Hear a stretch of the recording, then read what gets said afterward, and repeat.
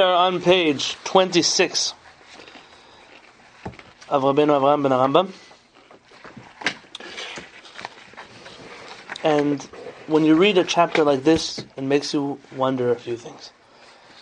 The first, how did he know about this so many hundreds of years ago? It seems like things that we're being plagued by today, he was already relevant in talking about. This book is so relevant. The flip side of that coin, when someone tells me this book is so relevant, it means 1,000 years have gone by and we still haven't fixed the problem. Yeah. So I like people, this book is so relevant. That's a problem.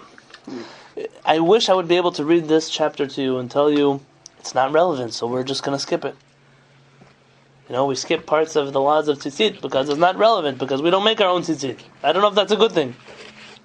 But we're going to read these things many times because we have no choice but to be aware that these things are very relevant today. Barry, can I ask you for a glass of water, please? Sure. Thank you. And maybe with one of the hot cups, that way I don't run out. So says Rabbeinu Avraham, Da, you should know. Ki shomrei haTorah.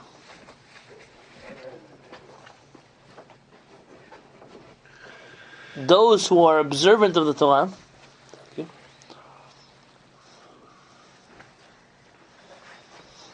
Baruch atah Adonai Eloheinu melech haolam shehakol nהיה b'dvaro. נחלקים ביחס למעשיהם בקיום המצוות לכמה כיתות. There are many different types of religious people, and they can be separated into categories in regards to their observance of the mitzvot. Whose pen was this? We were using it before for the mitzvot. Probably mine on the floor here. Yeah. Was it on the floor? I don't know. Another one on the floor. I think I dropped it. Someone handed it to me on the way out. I don't know whose it is now. Now I don't know. So let's talk about extremes. In order to define the extremes, you have to mention them. One extreme of a religious person, nimne ha'oseh mitzvot mitoch chanufa, or chanupa, as it says here. One extreme is a totally insincere person. Totally insincere. He's religious but insincere. He's observant of Torah but insincere. If my understanding is correct, this word chanupa is the same relation to the word chanifa, which is to show off to people. He does it only outwardly. Oh, he doesn't believe it. Oh, very good. And let's keep reading. כגון השומר שבת, he observes Shabbat, ולא היה מונע עצמו מלאכול חמץ בפסח. כגון השומר שבת, somebody who keeps Shabbat, הוא מונע עצמו מלאכול חמץ בפסח, and he holds himself back from eating chametz on Pesach, רק מיראתו, only because he's afraid, שמא יעידו עליו ויענישוהו, because maybe somebody will see him and he'll get cut and punished for it. So this is a highly religious person, absolutely insincere. The only reason he does it is so he doesn't get in trouble. I'm not talking here about spiritual trouble, like I'm afraid God might strike me. This is not talking about that. Social. Yeah, social norms. There was an entire book written about people in New York who grew up and they live in Hasidic communities. They have fuzzy hats and long peot and beards. And when their children go to bed, on Friday night, they hire a babysitter. Walk out of the neighborhood in their Shabbat clothes, get on a subway, go to downtown Manhattan, change their clothes into some more suitable attire for the nightlife, spend the night in a nightclub, and come home right before their kids wake up the next morning. So I'm wondering what's wrong with that. Living the best of both worlds. Oh, wouldn't it be a lot easier if you just went to the disco when you wanted to? Rather than going through such a short. I mean, that exists, or that's a... Sure, no, it exists. And the question you ask them is, well, why don't you just get up and leave? And the answer could range many different. Either in my family, I don't want to deal with losing my family, or my friends, or they'll tell me, I kind of like the cultural side of this lifestyle, but not the religious. Or they'll tell you 101 things. It normally will boil down to the fact of the only reason I do what I do. I go to shul 3 times a day, not because I want to go to shul 3 times. I just go because if not, people are going to say things about me. Right. And that, is he religious? Does he go to shul 3 times a day? Does he keep Shabbat? Yes. No. Yeah. Does he not eat chametz on Pesach? Yes. Yes, you can't take it away from him. His motivations, though, Rabbi Avraham says, are the extreme level of insincerity. And you can question whether a mitzvah that's done insincerely counts for something. May also just be a victim of his culture, being taught in a way where you have to do certain things without ever really being explained. Apparently there's a lot of people in that community without emunah in what they don't even believe in Hashem or any value to what they do. I told you I met a Hasid with the white pumps and everything, long peyot in Alcoholics Anonymous in Denver. And one day he was just sitting there, he said, I don't know why I do any of this. What am I doing this for? And I'm sure you'll find this in every community in the world. What I'm suggesting is we're talking about religious people who are insincere. We're not lacking them. You might even know a few on your speed dial. There are such people everywhere. And the reason, the Rabbi Avraham is saying, the reason why they do this is they just don't want to get caught. Now, in Talmudic times, it was much more severe to get caught. Today, you get caught, so you're an outcast in the community. In those days, you can get caught and be fined for it, or get beaten for it, or be put to death for it. So people were just very careful about what they did. But no other reason than that. But weren't the motivations probably different, that it was probably less of an impetus to have such black market behavior? Well, you have to also question what kind of black market behavior was around there. Now, Peretz once said, in a village in Morocco, what avirah could a person do if they wanted to? It's 6 o'clock at night, the sun's set, what do you do now? You really want to do an evil thing, what do you do? You're stuck at home with your wife, you know everybody in the village, they all know you. Where do you go? They'll kill you. Yeah, no, where do you go? You can't. You don't leave the Jewish neighborhood. There's no. Bars. You know what you do? He says, you stay up late, reading the newspaper. You think inappropriate thoughts. Like what are you really able to do?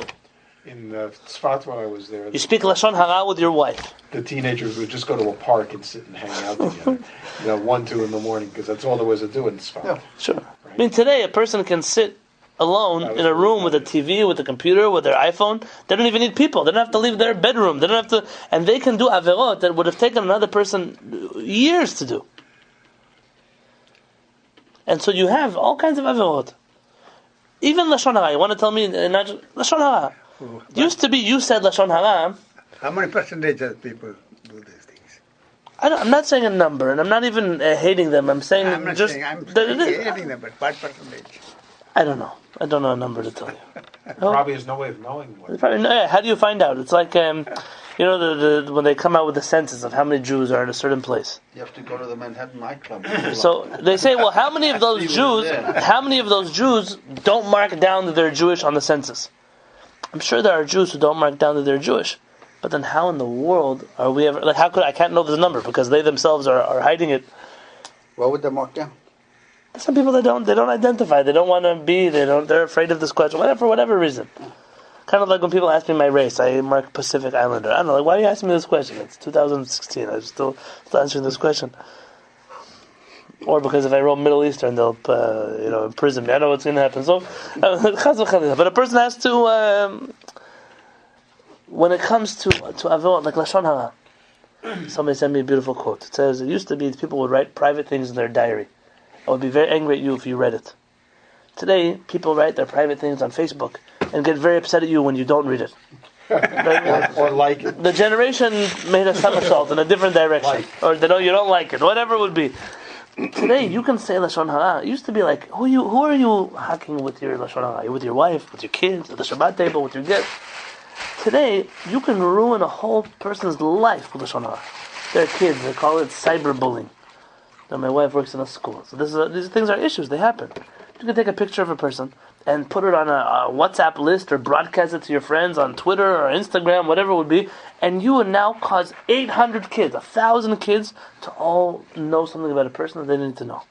That's not lashon hara. That's like lashon hara to the max. This is a more than lashon hara, obviously, and on many other levels. But the avirot that a person is able to accomplish today, we don't know the power of it. It is tremendous. But the opposite is true. I don't appreciate people who only hate them. They only say what's negative. The positive is also true. You have a Facebook account, you have a YouTube account, you have a Twitter account. I put up a video of Peretz a few years back. A little snippet, 10 minutes, 15 minutes, I don't remember. And last night I was like, well, what happened to it? I never followed up with it. Who listened to it? Who watched it? I watched it. Over 1,000 people have watched this video. That means that over 1,000 people were exposed to some kind of Torah, some kind of good teaching, some kind of wisdom, over something that I did in 10 seconds. I just pressed upload. You have this opportunity.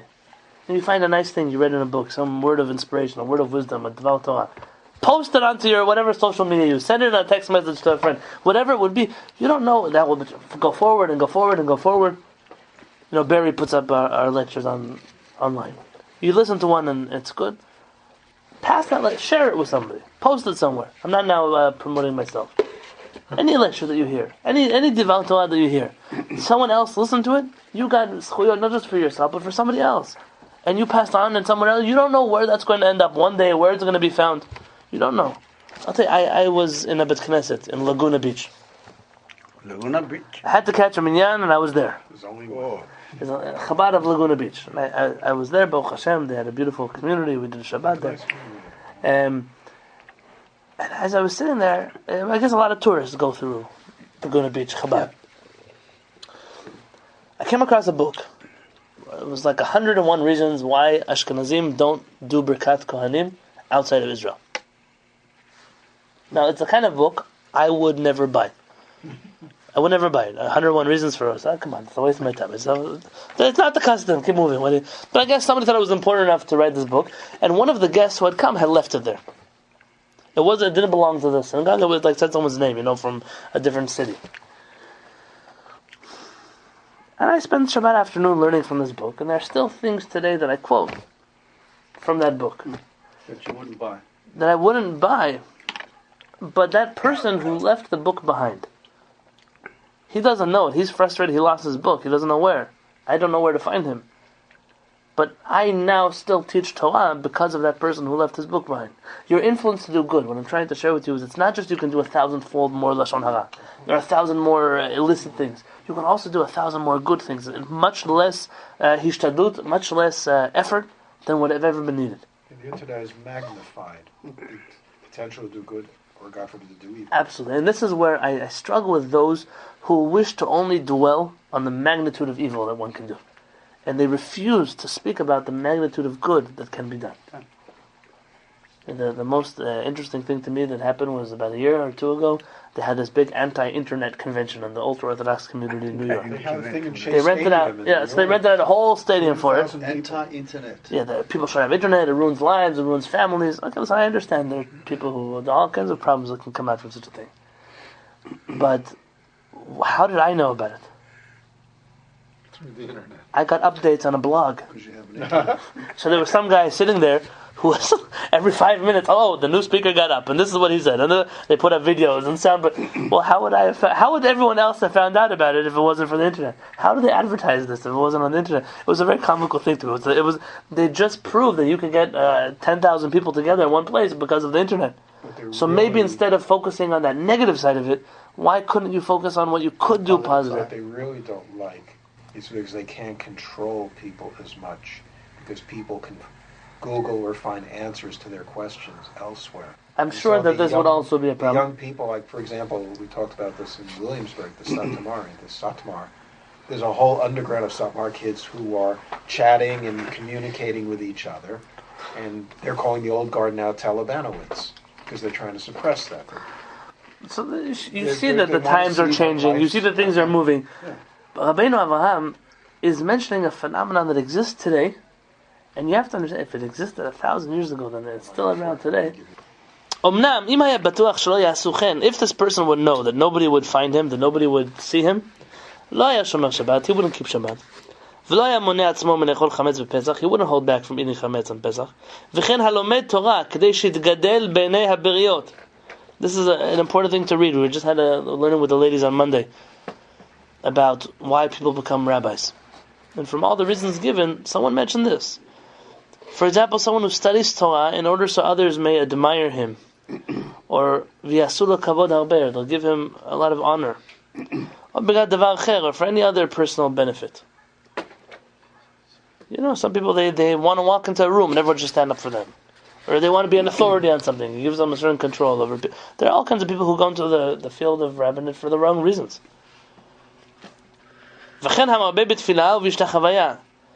Someone who prays excessively long, or he bows down a lot in his prayers, and he wears tzitzit or tefillin all the time, so that people would consider him a chassid, a righteous person, and anything that is similar to this path. Now, before you ask your questions, I'm going to answer some of them. First and foremost, the Rambam does mention those who study Torah for the wrong reason. The Rambam mentions about a child. You tell him, if you learn Torah, I'll give you money, or you learn Torah, I'll give you a candy. The Rambam has a famous teaching, mitoch she'lo lishma, ba lishma, that if he does it for the incorrect motive, eventually he'll end up doing it for the right motive. When you potty train a child, forgive me for bringing this up inside of the synagogue. If you go to the bathroom, I'll give you a chocolate chip. If a person knows in his 30s and he's still asking his mom for a chocolate chip when he comes out of the bathroom, so something is flawed in his character trait. Hey, I hope so. I hope you would agree with me on this. Well, every time he gets a chocolate chip, now he's got to go to the bathroom. The certain habits that exist are very damaging. They're not supposed to be for the long term. So it could be that a person will enter the world of Torah and say, I want people to stand up for me, I want people to respect me. The hope is that at a certain point he'll grow out of this silly mentality. Maybe you'll realize that if you go into the field of Torah as a rabbi, probably a lot of people won't like you, and a lot of people won't appreciate you. But even not on that level. No, I don't speak from any personal experience. Not even on that level, but just, this is an insincere person. His motivation is in the wrong place. What about the person who prays excessively? Talk to me about him. And remember, the motive is so people should think he's very righteous. Give me an example of this. I've been in shuls many times, in places where you get somebody who's dressed all in white, and they don't talk in the shul, and they take about an hour longer than everybody else, and it's obvious that they're standing out in their attempted... It's holier than thou. Holier than thou type of thing, yeah. Very good. I've seen that a lot in California. The bowing. You ever seen people do like crazy movements in their shemona? Crazy bowing, Now let's put aside the question of if you're allowed to move that much in your shemona. There are questions. Yeah, there are people that do. Yeah. And sometimes they'll say, like, how do you know that I was praying with kavanah? The more you shuckle, the better you must be praying. There are some yeshivot where they do that. I went to yeshiva where they did that. For a certain period of my life, I was also doing this. When I went to Midrash Sfaradi, I'm not going to lie to you, I stood on the bed of Midrash, and people shuckled, and I'm sharing this story because it's a true story, not because you're going to like it. And our parents would walk around the Beit Midrash, and somebody was shuckling, he would go like this, stop. Stop. And I was like, what happened? Like, I said, if you were standing in front of somebody, and he was like, hey, how you doing today? Is everything okay? He said, you're talking to HaKadosh Baruch Hu. So when a soldier talks to his general, he stands straight. He said, put your feet together, put your arms on your... And focus on what you're doing. This whole motion, he said, it not just it looks crazy, he said, but it also is not respectful to HaKadosh Baruch Hu.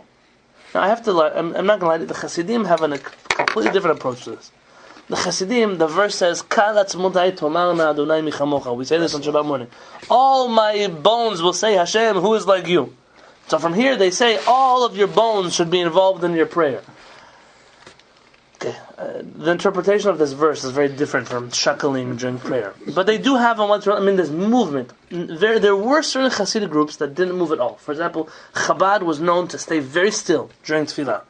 Other Hasidim were known. I was once praying with the Biala Rebbe. I was a young boy. I thought he was crazy. They should live and be well. But he hopped around the room like a bunny rabbit. I don't know how to explain this to you. Clapping and twisting and turning and... Okay, so clearly I'm not Hasidic, and clearly I don't understand this so much. When someone asks my parents, but big rabbis, they shuckle. He says, listen, you move a little bit. I don't know, like you're moving because... Even I find myself sometimes, I'm moving a little bit. This is fine, so it's part of your maybe focusing, kind of being involved in something. He said, but these crazy, like overbearing actions, he said, they're not allowed to be done during tefillah. A person should have a little bit more respect for HaKadosh Baruch Hu. You may say it sounds too rigid, so I'm not taking it away. If for you praying means jumping around the room, no, someone sent me a joke last night. So 3 rabbis were arguing on the street about what's the best way to pray. So one rabbi says the best way to pray is with your eyes closed and think about every word that you say. That's my highest prayer. The other rabbi said, no, praying, you have to put your arms up and to wave them backwards and forwards and bring in the holiness. And meanwhile there's a telephone repairman. He's listening to the conversation. The third rabbi, with a glow stick. He steps in. The third rabbi says, no, the best is Kabbalat Shabbat, when you jump and you dance and you do somersaults and that's the highest tefillah in the world. Spin class. And the telephone repairman just couldn't hold it anymore. From the top of his ladder he says, guys, I don't know what to tell you, rabbis. The best prayer I've ever had, I was dangling 50 feet upside down from a wire. I can't tell you how you should pray. But there's this understanding that if you're doing it out of sincerity, if the person is praying an hour extra because he really is a holy, really he's involved in this world of Kedusha, fine, I let him be. But if the person he stands there mumbling gibberish for an hour just because he wants other people to know how much he prays. Well, how do you know that? It's not my job to judge. We're talking to the person who's doing it. I'm saying, David, if you ever find yourself praying longer than other people, and I'll tell you when I see this. The people they finish their Shemona Esrei, and they're afraid to take 3 steps back too soon because people might think they prayed too fast. What did you pray? Do you know that you prayed? Do you know you said all the words? What is it someone else's business that you're... Take 3 steps back. Standing there for a few seconds quietly so other people think you're praying longer, that's also part of showing off. Be confident in your actions. So I can't say judge all the other people. That's not the point of Rabbeinu Avraham. When I'm saying you, when you're considering taking something upon yourself, ask yourself, am I doing this because I'm really ready for this? This is the next level, this is what I'm missing in my life? Or are you doing this because you want somebody, be it your wife, be it your friends, be it the rabbi, be it whoever, you want to show off to them? I always thought when I see this doing like that, I think, wow, that guy's really reached a pretty intense level. I'll never get to it might be true. It might be true. And it may be true. I don't know. I think if you think about it, you feel a little movement. I mean, you feel a little. There's a little spiritual wave that goes through. And they say it's the fire flickering inside of a person. Look, I'm not telling you can't move at all. Well, Rather, there's this part I'm learning where when you say the Bruchata, you go down and you have to bend at the waist, and you have to bend here, and you have to head up. David just brought up a good point. So, bowing where it says to bow is one thing. Everyone has to do that. Right? We're learning this. The Talmud says about Rabbi Akiva that I don't know if you know that after you finish the main Shemona Esrei, in the last prayer, you can pray for whatever you want. And the way people used to bow in the times of the Talmud was not like we bow today. On the floor they bowed. We really stopped doing this when the Muslims started doing it. Right. Because they stood here. But remember those days, they When we pray at home, Aleinu, we bow down on the floor. And Rabbi On a carpet. Rabbeinu Avraham is the one who says this. That's like we stopped making steeples on our synagogues when Because of the Christians. churches Or we started. stopped throwing rice at weddings because they started throwing rice at weddings. Many old customs we put aside, we just didn't want to be part of You mean that's an original practice from... Sure, rice, because rice the classes is he was telling me why do we throw rice by what we don't do it anymore? But why did Jews do It it? grows. It's Very good. symbol It's of symbolizing growth. So why not something else? Why not? I didn't know the Buckwheat. Christians are born. Yeah, why not a different kind? Why not wheat or barley or something? Yeah. You can't grow anything out of. Rabbis felt that rice, when it's dry, you're not wasting it when you throw it. It's big enough to gather up. You could sweep it up somewhere and then wash it and then cook it still. There's certain foods that when you throw them, their nature is that they're gone. You've wasted them. They get trampled, they get stepped on, they get smushed, and you can't reuse them. Rice, when it hardens, you could throw, and a person is able to recycle it. And they considered it unwasteful behavior when they threw rice. Wow. That was the purpose of rice. And rice implies in its nature to be fruitful and multiply. There are many of them. It's white. It's pure. All kinds of things that would come out. They didn't have carpets in those days. They had dirt. Very good. They had dirt floors. Or hard floors. It's kind of like the reason at a bar mitzvah you throw candies in wrappers. Nobody's throwing open lollipops at you because that would be a problem.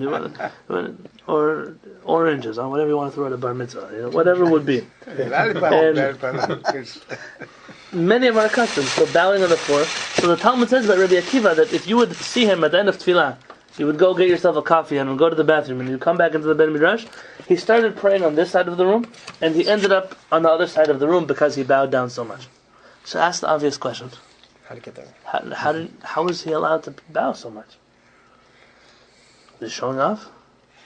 When a person saw Rabbi Akiva, what do you know about Rabbi Akiva? Was he a righteous person? Yeah. A person who's known to be righteous is allowed to act like a righteous person. The problem is when a person fools himself and also tries to fool other people and being on a level that he doesn't have to be and he's not on. That's when it becomes a problem. It's okay for a righteous person to do righteous things.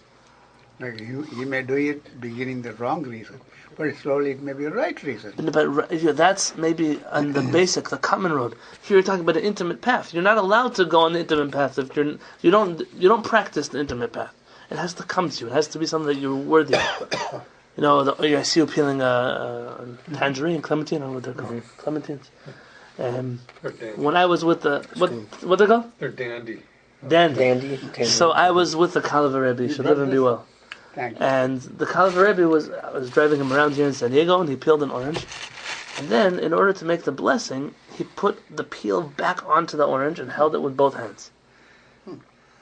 He peeled it, and then he kind of put the peel back on and held it all together, made the blessing, and took it off. Oh, interesting. And I questioned as to why, and he said, and there's lineage of, I don't know if it was him or his gabbai, I don't remember who I asked. And their lineage of Rebbes, they try to make blessings on things which are whole, which are complete. Never to bless on that which is lacking. But you can't obviously make a blessing and then peel, so you first peel and cover it up.